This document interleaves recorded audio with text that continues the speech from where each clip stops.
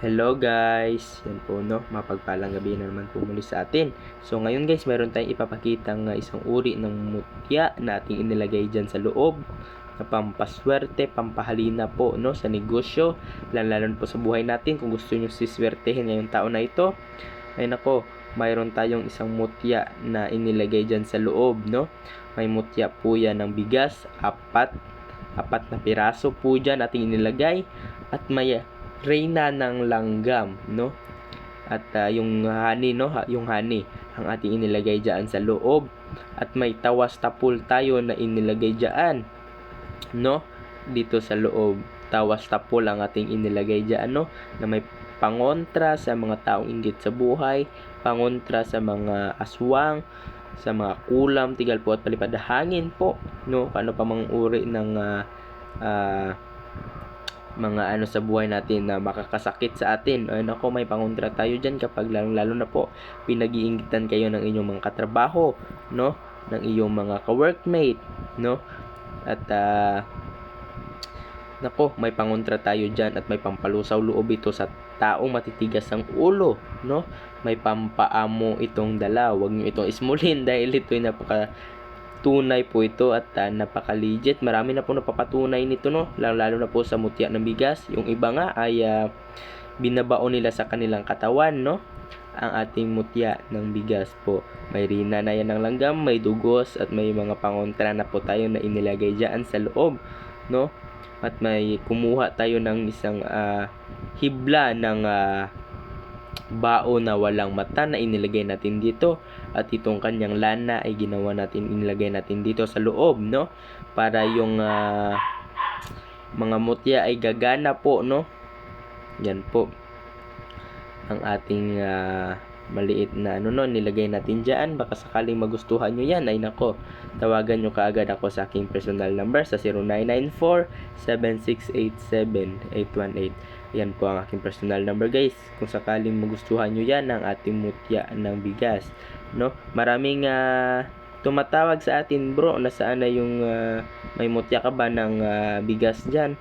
Ay nako, ngayon na lang tayo pinagpala, kaya nilagay na natin dito, nilubos-lubos na natin no, at baka sakaling magustuhan nyo yan no, may nilagay tayo ng pangontra sa mga taong inggit sa buhay natin. Yan po no, ating inilagay dyan ang ating mutya ng bigas at pampaswerte no. Yan ako, kung gusto mong siswertein, umaapaw ng mga blessings na darating sa iyo ngayong taon, ay nako, itong mutya ng bigas at mutya ng honey ng langgam ang para sa iyo. Ay nako, napakaganda nitong itangan sa ating sarili. Yan po no, at may nilagyan natin ng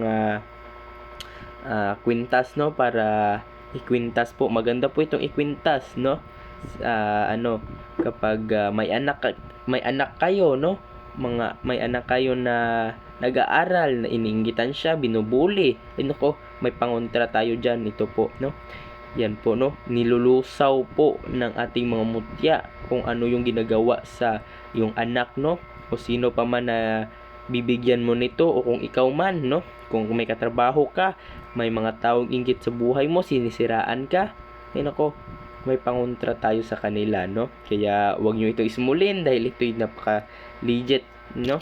Yan po, pakita ko sa inyo. Yan po no, ito'y reyna ng honey ng langgam, may mutya na po yan sa loob nating inilagay, at may tawas na tapul tayo na inilagay dyan no. Baka sakaling magustuhan nyo yan guys, ay nako, tawagan nyo kaagad ako sa aking personal number sa 0994-7687-818. Yan po ang aking personal number, at baka sakaling magustuhan nyo yan, ay nako, tawagan nyo kaagad ako. Huwag nyo na itong palagpasin pa sa ating altar ngayong gabi. Yan po no, at hanggang dito na lang guys, kita-kits na naman bukas. See you soon, see you tomorrow no.